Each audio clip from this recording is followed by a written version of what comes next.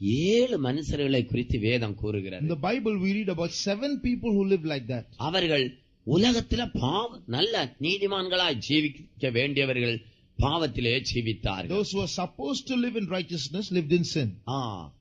நீ துணிகளிலே சுற்றப்படவில்லை. You are not swaddled, wrapped with clothes. துணிகள் சுற்றுகிறது அந்த நிர்வாணத்தை மறைப்பதை காட்டுகிறது. Being wrapped with clothes shows covering nakedness.